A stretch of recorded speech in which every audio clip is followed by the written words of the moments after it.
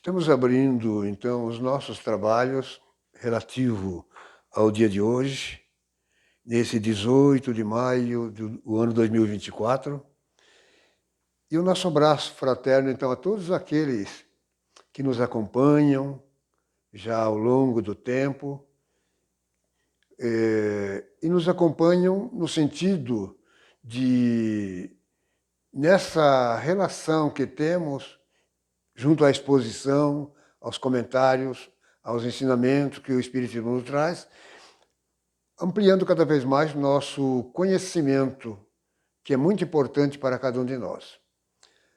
Que Jesus, esse Cristo amigo, nos abençoe sempre, nos ampare, nos proteja, nos dias difíceis que estamos vivendo neste momento, em todo o orbe terrestre, não só num lugar, mas o Espiritismo ele nos traz respostas para as perguntas que fazemos, perguntas essas que nem sempre conseguiram responder para as nossas indagações.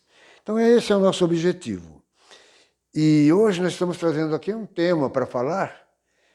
É um tema muito, assim, atual. O nosso tema é Evangelho e Vida. Dá para entender, né? Evangelho e vida. Não há vida para nós, vida plena, se nós não nos atrelarmos ao Evangelho, que procede do Novo Testamento e que expressa toda aí a presença do Cristo amigo junto de nós, através dos seus ensinamentos, tão necessários para cada um de nós também. Então, o Evangelho e vida, e não desista de você. É uma parte muito importante também. Não desista de você. É claro que quando nós estamos dizendo e trazendo esse tema, não desista de você, esse alcance é total. Ele atinge a todos esses bilhões de almas com os quais nós fazemos parte aqui nesse orbe terrestre.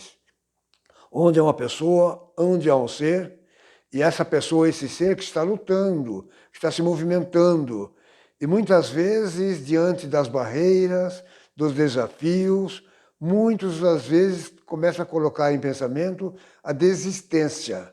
Então, nosso tema é esse, não desista de você, de forma alguma. Então, o Evangelho e Vida, não desista, isso é muito importante. Por quê? Porque nós sabemos que cada um de nós, cada um de vocês que estão nos ouvindo nesse momento, é um projeto. Ninguém se encontra aqui na Terra por acaso. Ninguém está aqui na Terra à deriva de um lado para o outro, se movimentando, sem ter um objetivo fundamental. É claro que a nossa estadia aqui nesse momento, ela faz parte de um projeto divino. Porque antes de nós estarmos aqui, nós estávamos do outro lado, além daqui. E é justamente lá que quando surge o momento e a oportunidade da gente vir participar desse grande laboratório do lado de cá, que é um lugar mais, assim, mais grosseiro, mas não importa, é o ponto importante para cada um de nós, onde nós vamos desenvolver os nossos aprendizados, adquirir experiências, então isso é muito importante. E é claro que em determinado momento isso não é fácil para qualquer um de nós. Então nossa vida aqui é um projeto, é um programa pré-estabelecido antes da gente vir aqui. Nesse projeto e nesse programa está tudo aí aquilo que nós combinamos, aquilo que nós prometemos fazer quando estivéssemos do lado de cá. Então a vida continua e esse é o lado mais importante da vida. Porque é justamente aqui que nós vamos fazer esse exercício de vida, aqui na Terra, juntamente com nossos irmãos, nossos semelhantes. E é claro que as atividades aqui são enormes, as mais variadas, e nós estamos no meio. E cada um de nós, no momento certo, nós começamos também a desenvolver as nossas habilidades. Começamos a desenvolver as nossas faculdades, onde nós vamos atuar. Porque nós sabemos que Deus, ele ensina os homens através dos próprios homens. Então, é assim que procede as coisas. Então, o que acontece? O ponto mais importante, fundamental, ainda ele reside na reforma íntima de cada um de nós. Nós temos que trabalhar essa reforma junto de cada um de nós. Porque quando nós fazemos essa introspecção ao nosso interior, e quando nós projetamos essa viagem dentro de nós, é claro que nós vamos nos conhecer melhor. Porque a grande dificuldade nossa ainda é esse autoconhecimento. Nós temos dificuldade de saber quem somos nós, de onde viemos, por que aqui nos encontramos, e após o cumprimento de um espaço de tempo muito limitado, porque não importa se uma vida aqui na Terra ela possa estar constituída aí de 80 anos, 70 anos, alguns dias de vida, não importa. O importante é que nós devamos contribuir nessa estadia nossa aqui para que a gente possa melhorar cada vez mais. Então, reforma íntima é essa parte muito importante, porque é justamente aí que nós começamos, então, a nos autodescobrir quem somos, de onde viemos, para onde vamos e aonde vai estar futuramente, como que é esse lugar, se realmente a vida continua ou não. Então, isso é muito importante para nós. Na verdade, quem que nos traz essa possibilidade? Quem é que nos traz esse conhecimento? Com respeito, com total respeito a todas as outras ideologias religiosas, mas se não pelo Espiritismo, que é o Evangelho redivivo junto de nós. É aquele a quem é o Consolador prometido que Jesus nos garante que vem para nos dizer todas as coisas, nesse tempo certo que nós aqui nos encontramos, e nos fazer recordar de tudo aquilo que já nos disse. Quanta coisa Jesus nos disse, diante dessa gama de conhecimentos, quanta coisa ele nos disse, mas muitas coisas, ou quanto numa grande totalidade, nós ainda acabamos nos esquecendo. Então, essa reforma é muito importante, esse autodesconhecimento, esse desconhecimento de nós, autoconhecimento, aliás, quando a gente passa a nos conhecer melhor. E quando nós fazemos, então, essa viagem dentro de nós, o que é que nós começamos a descobrir? Que somos uma potência. Nós somos uma potência. Por quê? Porque nós somos uma partícula de Deus, porque Deus é a potência total de todo o universo. Deus é essa potência amor, essa potência energia, criadora de tudo e todas as coisas, e o criador de cada um de nós. Então, quando nós começamos, então, a nos preocuparmos em fazer essa viagem dentro do nosso interior, para melhor saber a nossa procedência, então as coisas começam a clarear. Em primeiro lugar, nós vamos entender que nós somos uma potência. Essa potência que Deus, ele religou a todos os seus filhos, numa forma geral. Ele não poderia simplesmente dar essa capacidade de perfeccionismo, essa cota da pessoa se engrandecer, caminhar, se engrandecer e se aperfeiçoar para algumas pessoas. De forma alguma. É de uma forma geral para todos nós. Desde que ele nos cria, de uma forma simples, ainda ignorante, no sentido de não termos a complexidade que nós temos hoje, ignorante no sentido do desconhecimento, porque ainda o desconhecimento ainda é muito grande junto de nós. Há tantas coisas, e muitas coisas que Jesus já dizia. Ainda tenho muitas coisas para vos falar, para vos dizer, mas vós não estáis prontos ainda. Então, era necessário que nós empreendêssemos essa caminhada, que é muito longa, mas muito importante para nós. Por quê? Porque Evangelho e vida, e nesse sentido, é aquela questão, não desista de você, não desista. Porque há muita gente que começa, quando as coisas começam a apertar, quando as coisas começam a ficar mais apuradas, tem muita gente que tem dificuldade. Então, muita gente começa até a querer desistir da vida. Não empreender e dar mais velocidade a essa questão tão importante que é a do nosso aperfeiçoamento. Então, nessa reforma íntima, nós sempre temos, assim, as instruções, os caminhos. Nós temos que ter uma preocupação e um cuidado muito especial para onde a gente quer ir. O que é que nós pretendemos fazer? Quais os sonhos que nós queremos realizar em torno de nós? Então temos que ter muito cuidado, porque aqui na Terra há caminhos E até porque Jesus já dizia isso, ele falava de duas estradas fundamentais, o que constituía nas portas, a porta larga, a porta estreita, que a porta larga é o mundo da facilidade, é onde nós nos colocamos aí numa condição muito à vontade, e atendendo aos apelos do mundo materialista, nos tornando materialistas no mundo dos gozos e por aí adiante, né? Mas ele nos fala da porta estreita, que é a porta das dificuldades, a porta dos problemas.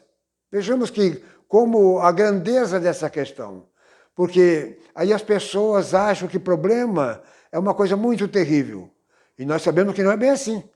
É através dos problemas que nós temos que lutar, entender, para encontrar as equações desse problema. Problema que não nos falta, porque os problemas eles acontecem em nossas vidas na forma de desafios. Mas na medida em que a gente elimina um problema, esse desafio vai surgir outro cada vez com uma capacidade cada vez maior, né? Uma intensidade cada vez maior. Qual o objetivo? De nós nos buscarmos não nos deter em facilidades. Nós temos que percorrer esses caminhos e entender que nós somos essa capacidade gerada por Deus, que essa potência que nós somos, é inimaginável o poder que nós temos, só que nós não o utilizamos ainda por alguns motivos. Primeiro, porque se Deus abrisse mão desse poder que Ele nos dá, para que a gente pudesse fazer muitas das coisas que nós pretendemos fazer, é claro que nós poderíamos nos perder nesse caminho. Então, cada coisa ao seu tempo.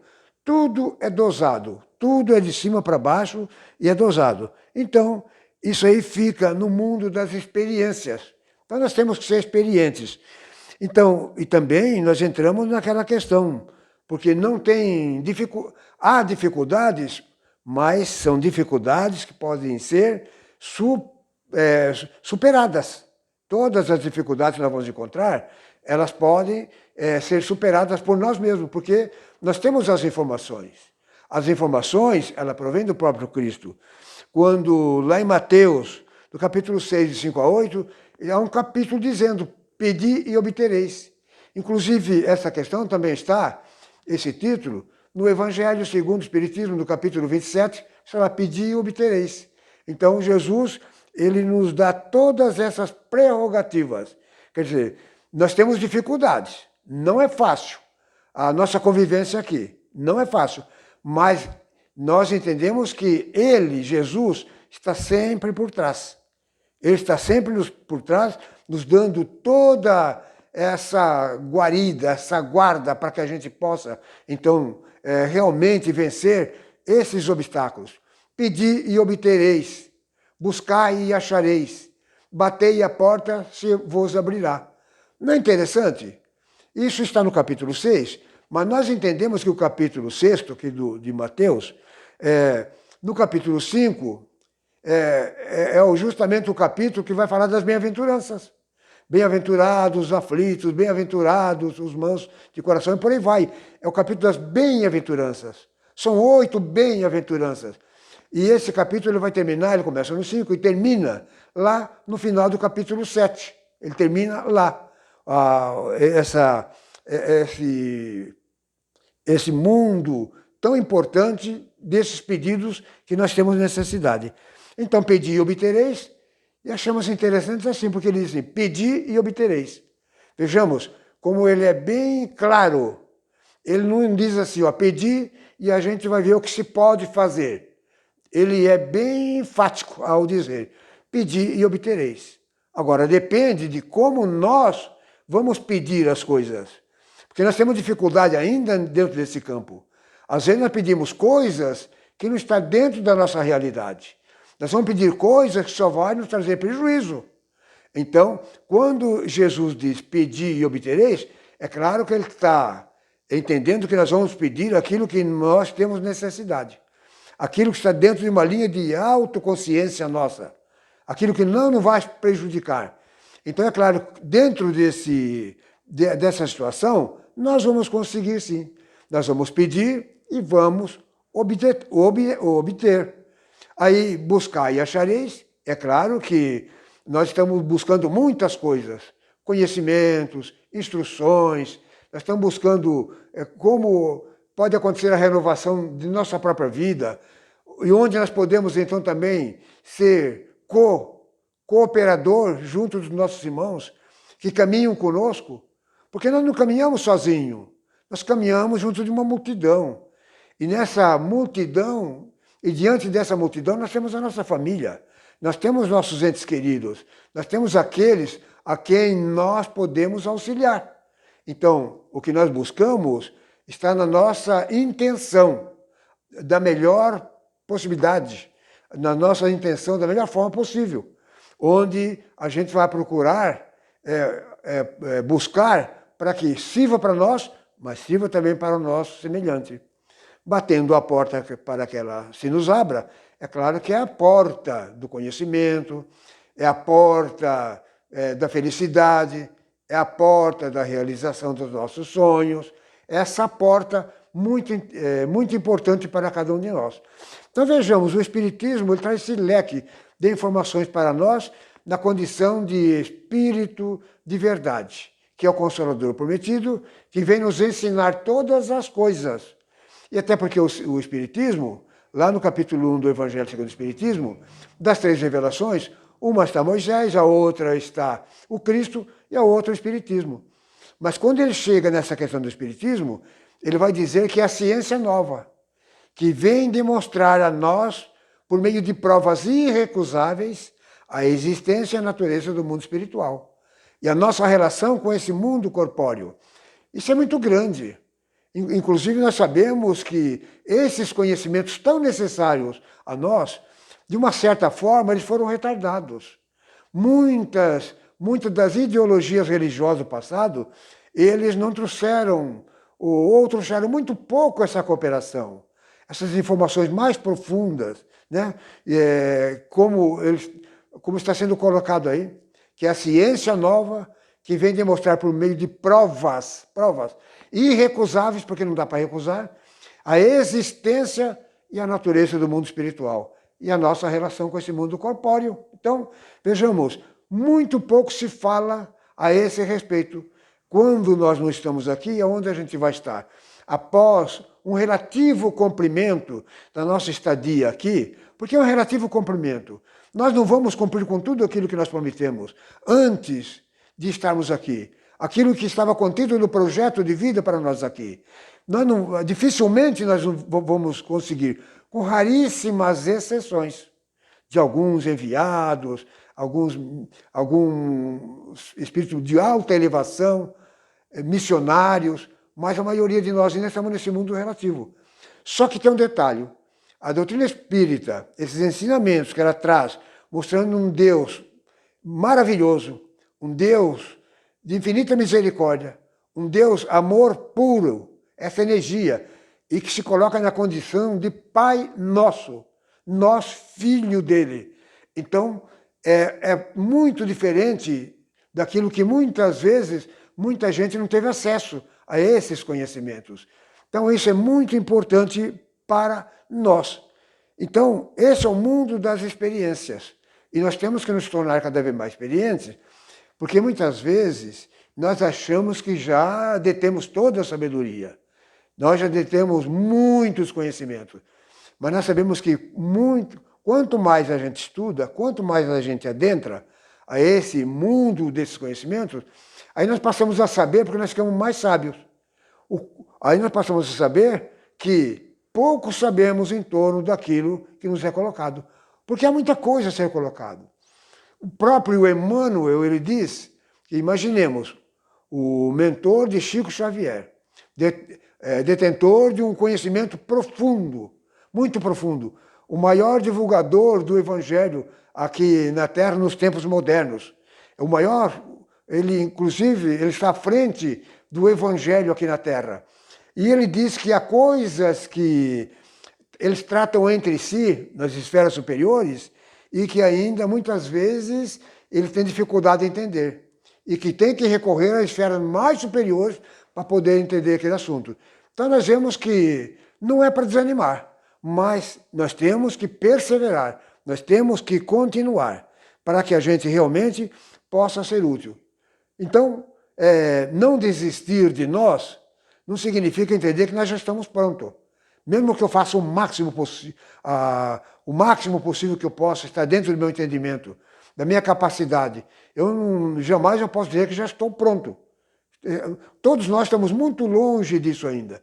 Por mais bom que a gente esteja, por mais bom que a gente possa ser junto ao meio que a gente esteja, mas é necessário muita experiência também. Eu tenho uma lenda bem interessante, que é uma lenda árabe. É uma lenda árabe muito antiga, né? Sobre Yazid, que era um príncipe. Ele era um príncipe. O pai havia morrido e agora ele estava como príncipe, ele ia assumir toda aquela responsabilidade daquele império, daquele compromisso com aquele povo ali. Então ele se achava que ele era um novo ainda, e ele ainda é um tanto imaturo, mas era uma pessoa boa, de bom coração, um menino muito bom. Então ele falava assim, agora, e por onde ele olhava, por aquele reinado, ele falava, tudo meu, isso aqui tudo é meu, agora eu vou ser o rei, e eu vou reinar. Então, e ele sempre falava, né, de uma voz alta, mas tinha o emir, que era um ancião, que era através dele que era coroado os reis. Esse emir, esse ancião, foi o que coroou o pai dele anteriormente. E após a morte do pai, agora novamente ele estava para coroar o príncipe, o filho dele. Então ele sempre ouvia o Yazid falando, mas agora eu sou o dono de tudo, eu sou o rei, eu vou ser o rei, eu governar, eu vou ser praticamente a autoridade máxima, aquela coisa. Aí aquele emir um dia, ouvindo isso, falou para ele, Yazid, só tem um detalhe. Não é fácil para ser rei. Para ser rei, você vai ter que passar por algumas provas. Tudo bem. Ele era uma pessoa de um caráter bom, uma pessoa assim, de uma idoneidade boa, né? Mas novo ainda, praticamente, ele não tinha a experiência total.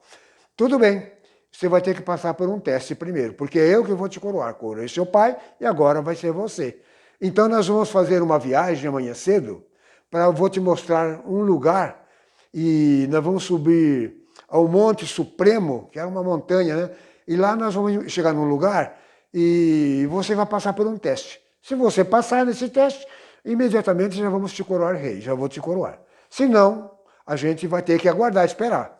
Tudo bem. Ele concordou, tudo eufórico, ele concordou. Na madrugada seguinte, ali aquele emir, né, aquele ancião, que era a autoridade ali, aí juntamente com os cavalos ali, arriados, começaram a se dirigir, aquela tropa, né, começou a se dirigir lá para o Monte Supremo, porque eles iam ter que ir serpenteando, porque era lá no alto.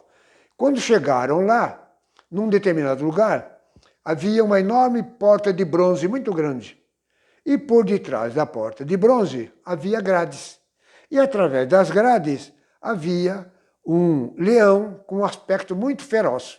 Ele falou, Yazid, é o seguinte, aí um sinal dele, as portas se abriram, e aí apareceu as grades e o leão ali atrás. Aí ele falou, mas o leão tinha aspecto feroz. Aí ele diz assim, Yazid, é o seguinte, nós vamos abrir a porta aqui, você vai entrar, nós vamos te dar uma adaga na mão, que era aquela espada curva que os árabes usam, né? Nós vamos te dar essa adaga aqui e você vai entrar ali. Se você conseguir vencer o leão, se você conseguir eliminar o leão, então nós vamos te coroar rei. Mas o Yazid, aquele menino simples, aquele rapaz simples, quando ele viu aquilo, ele quase desmaiou. Falou, eu vou ter que passar por esse teste, eu vou ter que fazer isso? Isso não pode ser simplesmente deixado sem ter que fazer? E o emir falou, não, aconteceu assim com seu pai e agora com você também da mesma forma. Nós vamos abrir aqui a cela, você vai entrar, vai ter uma adaga na mão, se você conseguir eliminar o leão, aí então eu vou te coroar rei. Aí o Yazid falou, eu tenho um tempo, vocês me dão um tempo para mim pensar? Ele amarelou, ele quase desmaiou de medo daquela prova ali, né? Você me dá um tempo? Ele falou assim, não tem problema, não precisa ser hoje. Nós te damos um tempo. Aí voltaram novamente, né? Aquela comitiva, né? Aqueles cavalos árabes, né? Voltaram. Aí o Algide, diz a história, essa lenda, que por 3 dias e por 3 noites, Algide não dormia, não comia, estava numa depressão quase. Aquela ideia do leão não saía da sua cabeça. Aquele leão de aspecto feroz não saía da sua cabeça. Aí ele falou, eu sei o que eu vou fazer. Eu prefiro continuar a vida do que ter que enfrentar aquele leão. Eu vou simular uma viagem e vou me embora daqui. Vou me embora daqui. Dinheiro é o que não faltava.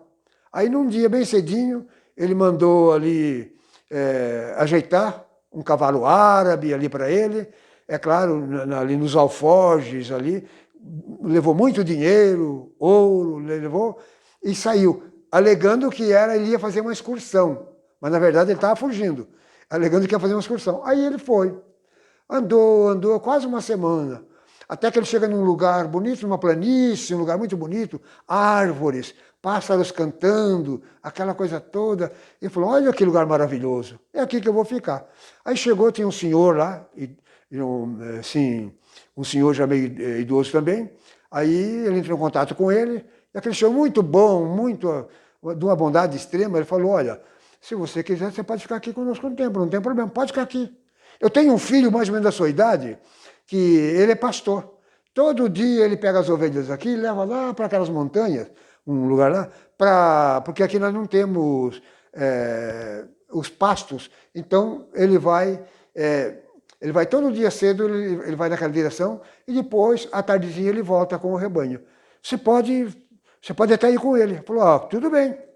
Então isso aconteceu. O Algide ali já logo fez amizade com o filho, com aquele amigo ali, né, filho daquele homem, e todo dia cedo eles pegavam as ovelhas e iam embora. Quando chegava lá, as ovelhas pastavam tudo, e na parte da tarde eles voltavam. Faziam tudo, e ele estava feliz da vida, falou, isso que é lugar, isso que é lugar. Estava feliz da vida. Aí um dia ele perguntou para o amigo dele, por que a gente não fica até mais tarde? Por que nós voltamos tão cedo? Ainda tem sol, nós estamos voltando? Ele falou, Algide, é o seguinte, que essa terra aqui está infestada de leões. Tem leão para todo lado aí. E de dia, com o sol quente, eles não aparecem, que eles aparecem mais na boca da noite. Então é o seguinte, nós temos que voltar mais cedo. Ele falou que tem leões, mas tem muitos leões aí, são ferozes. Aí o que ele fez? Aí quando ele chegou, ele começou a pensar, falou, meu Deus, estou fugindo de um leão lá no meu reino. Agora, chego aqui, tem leões na minha vida novamente. Eu não vou ficar nesse lugar, não. Ele não podia nem pensar na imagem de leão. Aí ele pegou, despediu do pessoal ali, agradeceu, deixou o dinheiro com ele e foi embora. Aí foi andando, quando chegou perto de um deserto, ele encontrou uma comitiva de árabes ali, né, que eles estavam viajando, eu me esqueço agora o termo, mas aí ele ingressou junto ali e falou, tudo bem. Era um grupo de árabes. Esse grupo de árabes eles eram meio revolucionários. Aí eles foram caminhando, andando pelo deserto, e aí ele falou, bom, você pode ficar aqui conosco, você que sabe, não tem nenhum problema. Então ficou ali um dia, 2, 3, uma semana, nossa, ele estava feliz ali. Pô, que não tem problema. Mas aí o chefe daquela comitiva, daquela caravana, que eles eram revolucionários, estavam sempre em guerra também, falou, só que tem um detalhe, para que você possa fazer parte da nossa tribo aqui, você vai ter que fazer um teste. Qual? Olha, naquelas colinas lá, está infestada de leões. Você vai lá, mata um leão, traz a pele dele e a pele vai ser seu ingresso aqui junto de nós. Aí ele falou, mas meu Deus do céu, para todo lado tem leão? Lá tem, aqui também? Já sei que eu vou fazer, vou voltar. Eu vou voltar, nem que eu morra, mas eu vou ter que enfrentar aquele leão. Aí o Algide, então, ele volta. Ele volta simulando como se tivesse ido fazer uma excursão. Na verdade, ele estava fugindo. Aí ele volta, se apresenta e falou, estou pronto. Estou pronto para ir lá fazer o teste. Falou, poxa, então tudo bem. Aí, lá num dia bem cedo, lá, aquela comitiva, né, lá com aqueles cavalos árabes, muito bem ajazeados, tudo, e foram subindo ao Monte Supremo. Quando chegou lá em frente àquele lugar, aquela ponte de bronze, por trás da grade, esse Emir apenas deu um sinal e as portas se abriram. Aí eles chegaram lá, aí o Emir abriu a cela junto do Azid, abriu a cela e falou para ele, bom, olha, aqui está a sua adaga, você está aí dentro, agora você vai vencer esse leão. E fechou a porta, e o Azid ficou ali, cara a cara com o leão. O leão de aspecto feroz, não é só aspecto. Aí o leão olhava para ele, olhava para o leão. Numa dessa, o leão vem na sua direção, caminhando toda velocidade. Aí, quando chega próximo do Azid, ele salta por cima. E depois ele volta e como fosse um gato manso, ele começa a roçar-lhe as pernas e agradar. Aí ouviu-se lá fora, todo mundo batendo palma, né? Batendo palma, né? Como eu tinha passado no teste. Aí ele abriu a cela, aí aquele senhor falou para ele, Azid, você acha que nós íamos colocar em risco a vida do nosso futuro rei? Jamais. O leão é manso. O leão foi treinado, ele só tem aspecto feroz. Ele é manso. Então ele passou no teste, e segundo a narrativa lá, ele foi um grande rei diante daquele lugar, naquelas camadas sociais, onde ele atendeu todo mundo, ele foi muito querido. E lá ele fez questão de colocar, lá no portal lá, não tenham medo do leão, porque o leão é manso. E lá no livro Provérbios, tem uma passagem que diz assim, há um leão lá fora, se eu sair, eu vou ser devorado. Então, ele diz assim, o preguiçoso pensa assim. Então, são coisas interessantes, né, para a gente pensar. Nós temos tudo a nosso favor, o Evangelho na forma de vida, jamais nós vamos desistir, porque nós vamos encontrar muitos desafios, mas com certeza nós vamos vencer todos esses desafios. Porque Deus, nosso Pai, Ele é conosco, está sempre na nossa retaguarda. Esse nosso Senhor Jesus Cristo também está muito próximo de nós. Então, não há do que temer, não há do que ter medo. Então, que a paz e a proteção de Deus, de Jesus, possa sempre nos envolver para que a gente possa repensar melhor a nossa vida e buscar um verdadeiro sentido para a nossa vida dessa forma. Que a paz do Cristo nos envolva sempre. Muito obrigado.